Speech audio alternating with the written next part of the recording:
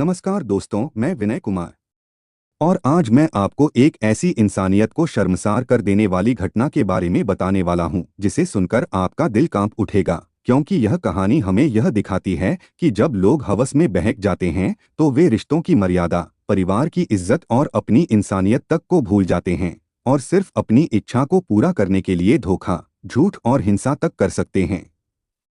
यही हुआ कासगंज के नगला परसी गांव में। तो चलिए विस्तार से जानने की कोशिश करते हैं।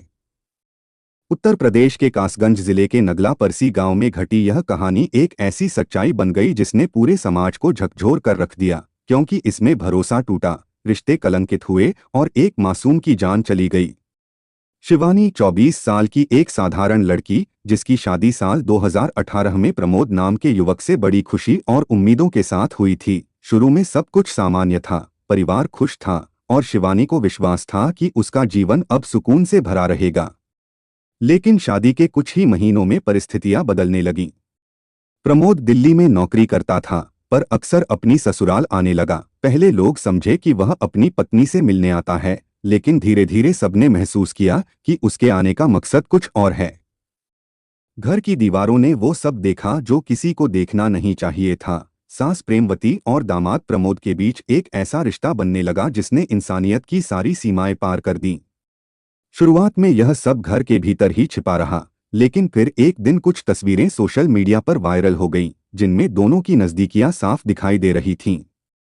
उन तस्वीरों ने पूरे गांव में तहलका मचा दिया। लोग अविश्वास में पड़ गए। किसी को समझ नहीं आया कि यह सास दामाद का रिश्ता है या किसी पाप की कहानी। जब शिवानी को इस बात का पता चला तो उसकी दुनिया एक पल में बिखर गई।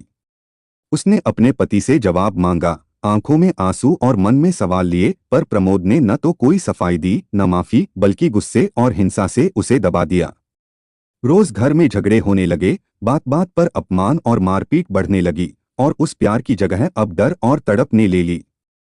शिवानी ने कई बार अपने पिता को बताया, कई बार अपनी मां को समझाया कि यह रिश्ता गलत है, लेकिन कोई सुनने को तैयार नहीं था। पिता ने भी पत्नी प्रेमवती को समझाने की कोशिश की, लेकिन वह खुद इस अवैध रिश्ते में इतनी फंस चुकी थी कि पीछे हटने को तैयार नहीं थी। घर में अब सुकून नहीं था। हर दिन जैसे कोई तूफान आने से पहले की खामोशी महसूस होती थी। दो छोटी बेटियों की मां होने के बावजूद शिवानी हर रोज अपमान सहती रही, शायद अपने बच्चों के भविष्य के लिए, शायद इस उम्मीद में कि सब कुछ एक दिन ठीक हो जाएगा।